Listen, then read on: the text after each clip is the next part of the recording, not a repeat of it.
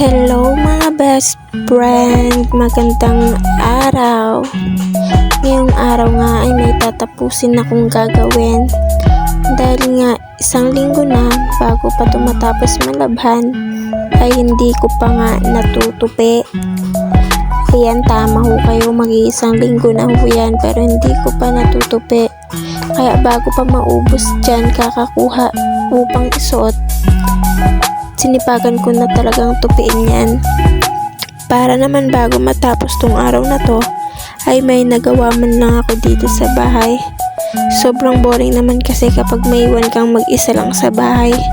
Wala kang ibang gawin kundi ang manood na lang ng cellphone, mag-Facebook, mag-TikTok. Hindi naman ako marunong sumayaw kaya nanonood na lang ako. Kaya sobrang boring na boring talaga ako dito sa bahay. Kaya bago pa nga maging labahan ulit ito, kinuha ko na at pinagtutupi kahit labag na labag sa loob ko. Char.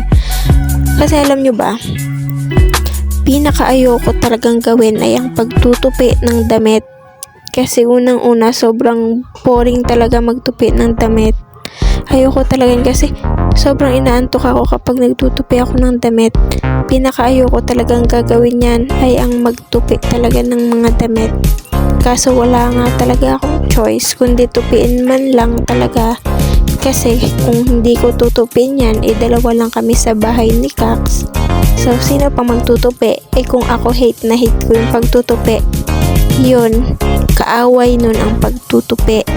Naku, aywan ko na lang. Kaya ayun, talagang sinipagan ko na talaga dyan. Kaya kahit labag na labag sa aking puso't kaluluwa, ay wala kang magagawa.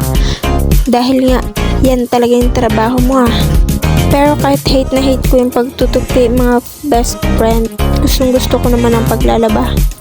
Sobrang nag-i-enjoy kasi ako kapag mabula yung sabon. Oo, talagang tuwang-tuwa talaga ako. At natapos ko na nga yung pagtutupi ko. Ayan, nilagay ko na rin isa-isa sa lalagyan. Ayan nga, pag-check ko pa nga dyan, sobrang kalat ng ibang damitan. Kaya, imbis na tapos na ako, inulit ko na naman yan. Sobrang irita na ako dyan. Kasi nga, sobrang binilisan ko na talaga para matapos agad. Kasi alam mo yun, sobrang sumasakit na yung ulo ko.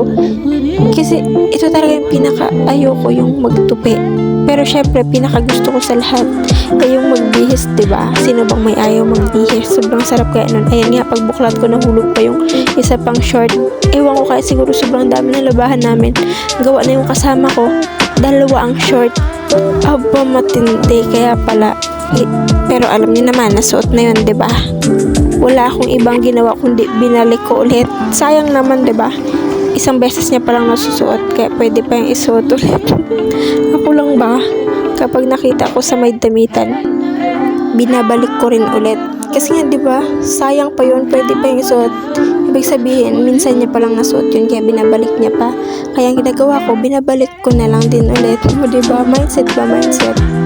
Ayan na nga, malapit na ako matapos, mga friend. Ayan, kinuha ko na rin lahat para naman mamaya ihiga na lang ako. Ayan o, tingnan nyo naman, diba?